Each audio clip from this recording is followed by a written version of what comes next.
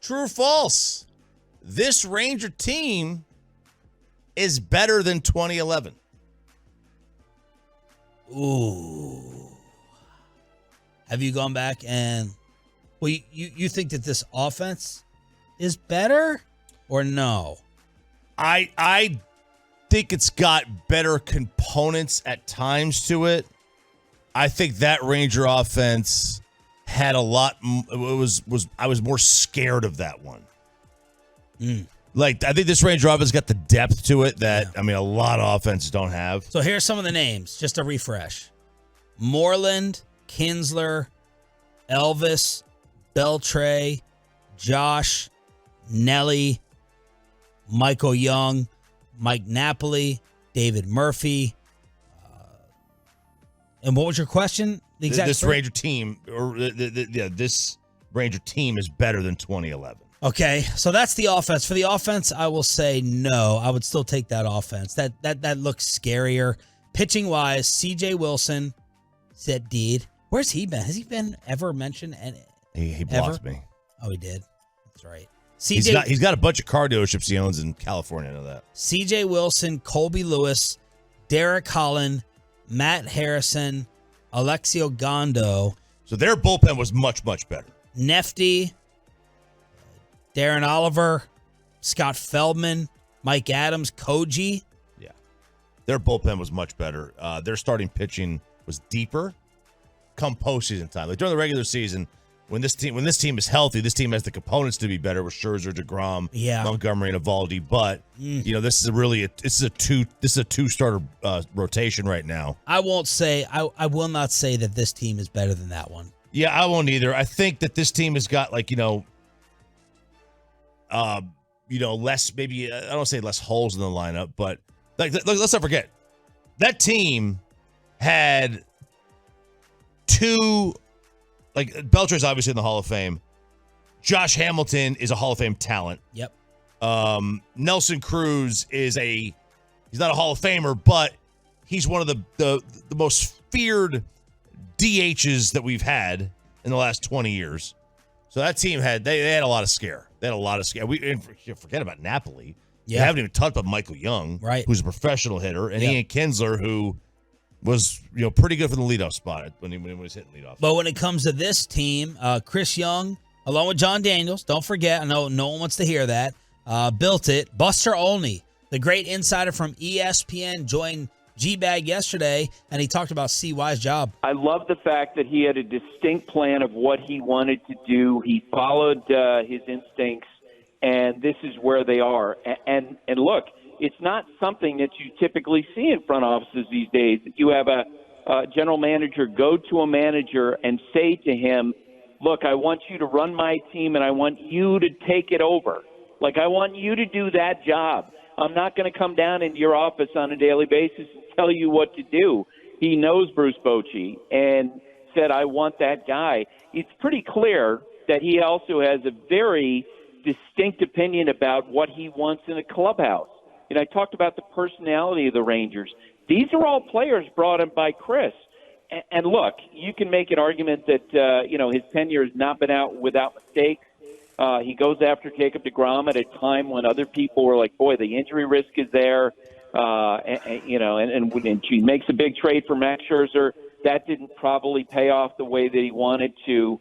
But Chris was aggressive and knew what he wanted to put together, and now here we are. They're in the World Series. He did a tremendous job. Yeah. And he was talking about the personality at the beginning of the interview. He was asking the Rangers, when everyone was doing their different home run celebrations and, the Shohei headpiece and the chains, and he's like, what's y'all's? And they're like, that's not really our thing. That's not really our thing. So he was talking about they're a little bit more business.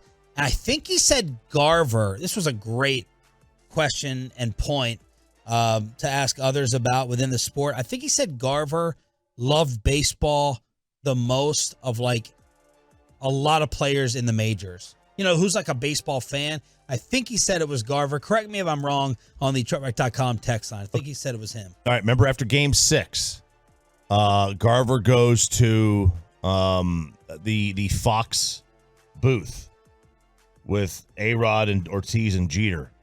he gets there and he said, and before he says that, he goes, "Oh my God, wow!" And then he's done and he gets up and he just does a wow, like that.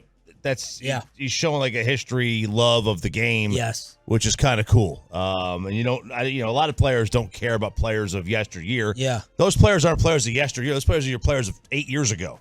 That's not like they're played in the 70s where it's Joe Morgan 20 years ago doing the Sunday night broadcast. Yep. These are guys that all these players grew up on. Like if you wear, I think it was Pena who sat down for Houston and told Jeter that you're the reason I played. It was Dubon. Yeah, it was Dubon. You're the reason I got into this. Anybody who wears a number 2 in the sport right now is probably wearing it for him. Like they probably just are. They're at that age. Yeah, you made your kid wear it. Well, I didn't make him. I wanted him to wear my number. 23? Yeah, it's mine. I made it famous. Still making it famous every day. What's next? Every day. They tried to give me number 8 in high school, and I was like, no, I don't wear number 8. For Cal? No, it would have been for Bo. Oh, for Bo. Bo Jackson. Yeah. Bo Jackson, right? He's the most famous number 8. Or 16. Troy. He wore both. Troy. In baseball, Troy. In baseball, Oh, Peyton. okay. In baseball. Okay, so that was the first one. Next one. Evan Carter had just 2 RBIs this series, both in Game 7. True, false? He should probably move out of the 3-hole. It did feel like some of the Evan sizzle faded as the series went on. How would you build the lineup 1 through 5? I need a better alternative. So right now, I'd probably bump down Carter. I put Garver 3, or Adolis, either one. Okay. I know they want to do lefty righty, so they would have to do that. And they did lefty righty like that. They would obviously move Adolis to the 3-hole, and then you can mix and match how you want to. But they don't really have that option. I know initially they had Grossman in the in the 3-hole there. They can move him around because he can obviously switch hit. You have guys that switch hit. You can do the lefty righty. I would probably move Carter down to 5 or 7. What were his numbers again? He had just 2 RBIs. See, here's the problem. You can't have Carter next to Simeon if Marcus keeps swinging like this. Because, right. At first it was, oh my God, Evans getting on base for Seager and Simeon. Seager was crushing it, starting off like, Corbin Carroll on the other side before fading and then picking it up at the very end against the Astros. So it's like, man, if Evans struggles and you're still waiting for Marcus Simeon to pick it up, I would not be opposed to it. So I could say, true, you could move him out. Yeah, on the fan text, 877-881-1053. 214 says, true, I think there's less pressure on him at the 9 spots. 469 follows up and says, yes, he did better in the later spots of the lineup, so they want him moved down more than, around 3 or 4. Now, speaking of 9, man, Leody Taveras deserves his love. Mm-hmm. He has stepped up. Yeah. He's a fun player, and not just with the defensive play, but he stepped it up at the plate as well. So props to Leody. Maybe Leody makes an appearance in the next song that we do. Oh! You never know. You never know how this is going to happen. Well, Bobby would have to, show up to work first. Yes, he would have to. Yeah. Next one, true, false. Max Scherzer is going to decide who wins this World Series.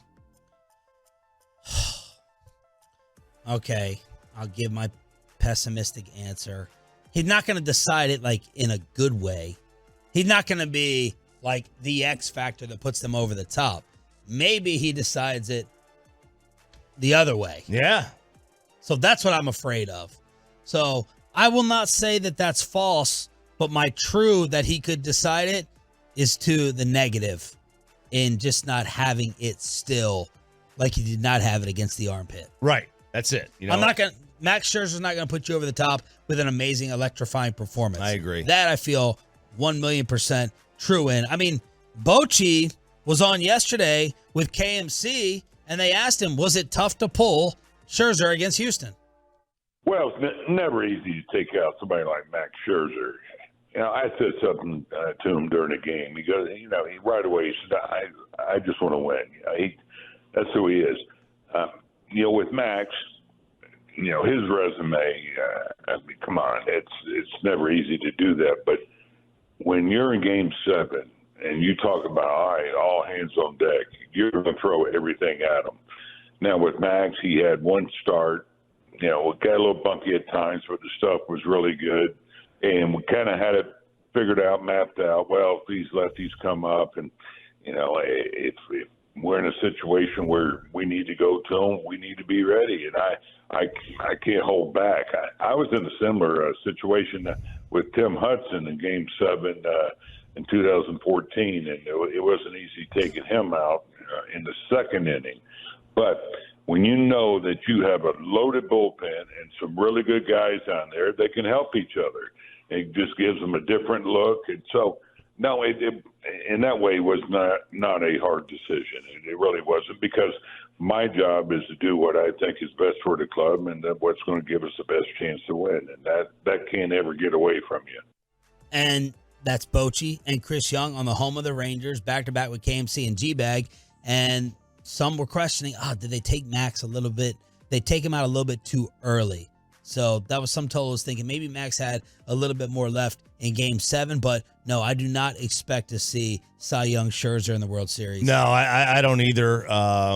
They got this cut in his thumb they're talking about. Or his hand. It's just a nightmare for a pitcher to have to deal with. All right, next one. We just heard from Bruce Bochy. Bruce will not use Chapman in a big spot with men on base. Ooh. True or false? 877-881-1053. 877-881-1053. What do y'all think? I think it's false because I think he'll have to. I think. So I was going off on this over the weekend, and I don't know whether Bassick, Mikey, if you're listening, text me. I don't know whether Mike was responding directly to me, but I was saying it's clear here. I think it was Game 6. I was like, the plan here is for Spores to go 4 outs, then Leclerc, or it was Leclerc to work more. Either way, Noah Rodas. And that's what happened. He stayed away from him. And I was like, dang. During the regular season, you worry about that because you're destroying his confidence, right? Yeah. Postseason doesn't matter. You got to do what you got to do. Right. We're talking about Game 6 and Game 7. I don't think he wants to go to him. I think he will have to. We will see Aroldis in a high leverage situation because I don't think they'll have a choice. Yeah, I don't think they'll have a choice either now. But I think he's lost faith. Oh, yeah. How could you not? No, Everyone's lost faith. He definitely has lost faith in him. I think he'll go to him. I think he has to go to him. I don't think there's any question about that. The question is that, when he gets into a shred of trouble, how quick is the hook? If it's the 7th inning, or let's just say it's the top of the 8th. They're on the road. They're at home. They're at home. Top of the 8th in Game 2. All right. They're already up 1-0 in the series. And the first 2 runners get on. The first runner gets on, and then he gets an out, and then the second runner gets on. They're going to pull him with 5 outs. Now, here's the question. If they're down 1-0 in Game 2, and they're up by a run, or tied in Game 2, and they've already lost Game 1, do they even go to him in the 8th inning? Or do they just say, hey, Jose, we need 6 from you tonight, man? Like, what do they do? Those are questions. It's very possible. Look, I mean, the Arizona's in the World Series. It's possible that, they're in a position in Game 2 that they have to win that game. Like, it's possible. Tolo Trey saying, as to Evan Carter hitting third, you need his quality at bats in the 3-hole behind 2 super aggressive hitters. That's a great point. That's too. true. I mean, you could get 3 pitches and 2 outs with Seager and Simeon. No doubt. Okay, one more here. Speaking of Simeon. Jesus. Come on. There's no way. Got him. He can't even recover. What was that drop from yesterday? I feel like I'm trying to figure out if that could apply here. What was that viral video? Was that Brittany? The Brittany? Oh, yeah. Faux shiz, genuine. What's up, homie? All right. Didn't really apply. I just wanted to hear it. The slippery floor is yours. Wet floor is yours, Choppy. Marcus Simeon has earned the right to stay in the leadoff spot. You know how they have the Amber Alerts? They need the Choppy Alert. Texas William, I need you to get that as a GIF. Expressway every day, especially after yesterday. We need the Choppy Alert for all the Tolo parents with the kids in the car. Choppy expressway alert here on the Fan every day when this man talks. Man, if we were on like a radio station that had like there was no dump button. Yes. And I could tell the story of what my 10-year-old asked me yesterday. Wow. Oh my God. The embarrassment on my face when he asked me that. Man. He could be the next endorser for Xerox. Oh, good. He could clean all the carpets. Or Blue Chew. Yeah, or the way what he's talking about. My goodness. Man. Marcus Simeon. I'm president.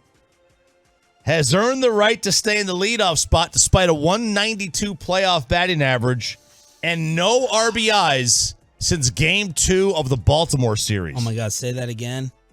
He's batting 192 this postseason, and he has not had a run batted in since Game 2 of Baltimore. Well, as I always ask, what's your alternative and better option? Is it really Evan Carter after you gave those numbers? Yes, he's earned the right. You lead the majors in hits, you've earned the right. I've paid you to be a franchise guy. You've earned the right. I got to go down like that. That's my answer to that. I agree. It's 8 games. Yeah. Every player, and it's not like he's.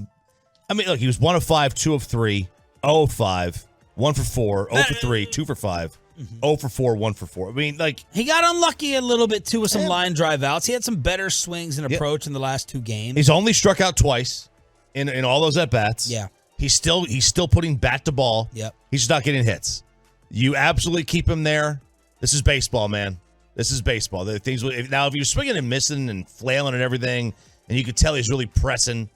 You know, I don't think his approach has changed. I mean, he still swings early in the count. Maybe that needs to change. But, dude, if you just got paid $180 million or whatever it is, you do what got you there. You do what got you in that position to get you all that cash. A little Texas Rangers true or false on your home of the AL champs with Shan and RJ here on DFW Sports Station. Final clip from the great baseball insider Buster Olney. G-Bag asked him, without a doubt, are the Rangers the better team in this series? Well, on paper, and I picked them, but I mean, anybody who at this point is going to give you a straight face and say, yes, here's a prediction, and I'm pretty sure this is what's going to happen.